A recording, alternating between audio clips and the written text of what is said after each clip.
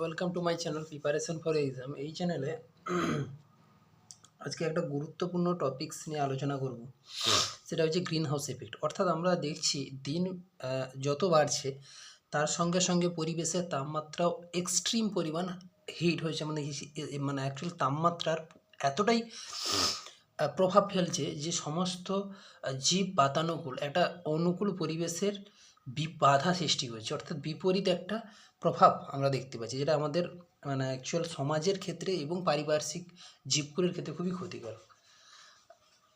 আচ্ছা, এর জন্য যে যে কারণগুলো দায়ী সেইটা নিয়ে আজকেই মূল টপিক্সটা আলোচনা করব, যে এত পরিমাণ তাপমাত্রা ভূপৃষ্ঠে ক্রমশ বাড়ার কারণ বা প্রভাবটা কী, মূল কারণ সেই জিনিসটা কী, রুটটা কী, সেই জিনিসটাকে আজকে জানার চেষ্টা করব। প্রধানত জানি আমরা এই যে জিনিসটা নিয়ে পড়বো আজকে, সেটা হচ্ছে গ্রিন হাউস এফেক্ট বা প্রভাবটা, গ্রিন হাউসের প্রভাবটা কী। আমরা জানি সূর্য আমাদের কী করেছে, প্রতিনিয়ত লম্বভাবে একটা রশ্মি ফেলছে। যদি আমরা এই পৃথিবীটাকে কল্পনা করি, এই পৃথিবী এই ওয়ার্ল্ডের উপর সান অর্থাৎ সূর্য অনবরত আমাদের তাপমাত্রা ভূপৃষ্ঠের উপর ফেলছে। এবার ভূপৃষ্ঠের উপর একটা লেয়ার করে আছে, সেটা হচ্ছে বায়ুমণ্ডল, এয়ার আছে, ঠিক আছে, এই লেয়ারটা আছে এয়ার। তাহলে আমার সূর্যটা কী করেছে না, প্রত্যেক মুহূর্ত রশ্মি ভূপৃষ্ঠের উপর পুরো পৃথিবীর উপর ফেলছে, এবং তার মাঝখানে যে লেয়ারটা রয়েছে সেটা হচ্ছে বায়ুমণ্ডল, ঠিক আছে।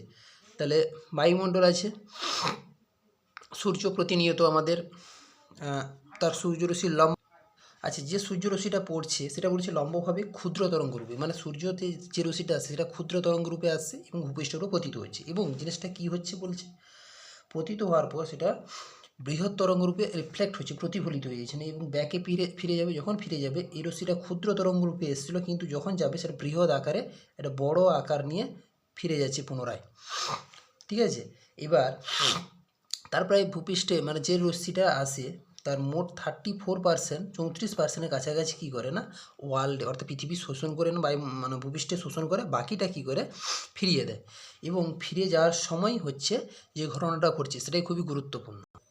ক্ষুদ্র তরঙ্গ রূপে আসে এবং বৃহৎ তরঙ্গ রূপে যখন প্রতিফলিত হয়ে ফিরে যায় মহাশূন্যে, তখনই বায়ুমণ্ডলে কিছু গ্যাস রয়েছে, মানে এর মাঝখানে যেটা আমরা এয়ার বলছি, এয়ারের মধ্যে কিছু কোয়ান্টিটি কী কী রয়েছে, অনেক রয়েছে। তাদের মধ্যে ধরতে পারি CO2, একটা গুরুত্বপূর্ণ কোয়ান্টিটি CO2 রয়েছে। আচ্ছা, NO নাইট্রাস অক্সাইড বা N2O রয়েছে, CFC এর গ্যাসগুলো রয়েছে। তাহলে কী কী রয়েছে না, CO2, N2O, CFC, ক্লোরোফ্লোরোকার্বন খুবই ক্ষতিকারক, CO2 হলো কার্বন মনোক্সাইড ইত্যাদি। এগুলো আমাদের তাপমাত্রা কী করছে, এক্সট্রিমভাবে বাড়াতে সাহায্য করছে।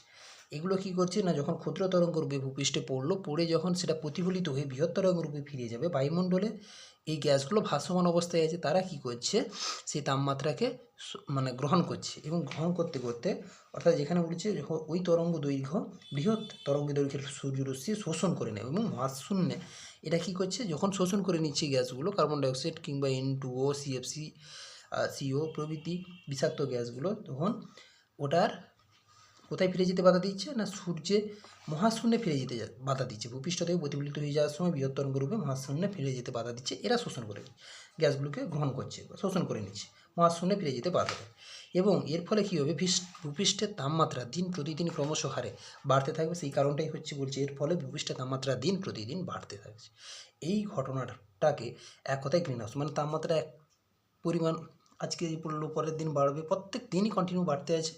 বাড়ার ফলে আমাদের ভূপৃষ্ঠের তাপমাত্রার যে এক্সট্রিম পজিশন, মানে খুব মানে একটা মারাত্মক সৃষ্টি করে তাপমাত্রার যে উষ্ণতার প্রভাবটা ফেলছে, উষ্ণ আবহাওয়া, সেটাই এক কথায় বলা আছে গ্রিন হাউস প্রভাব। তাহলে গ্রিন হাউস বলতে এক কথায় বলা যেতে পারে যে সূর্য থেকে ভূপৃষ্ঠে রশ্মি প্রতিফলিত হয় এবং সেটা ক্ষুদ্র তরঙ্গরূপে প্রতিফলিত হয়ে আমাদের ভূপৃষ্ঠে এসে পড়ে।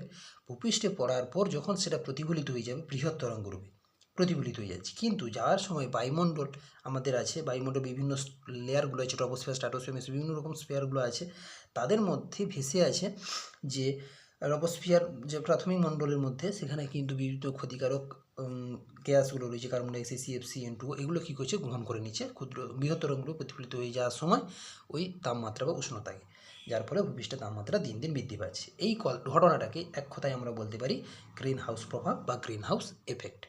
তাহলে তোমরা এই পার্টটাকে ভালো করে পড়ে রাখবে, পরীক্ষার পারপাসে খুবই ইম্পর্টেন্ট আছে এই জিনিসটা। Thank you.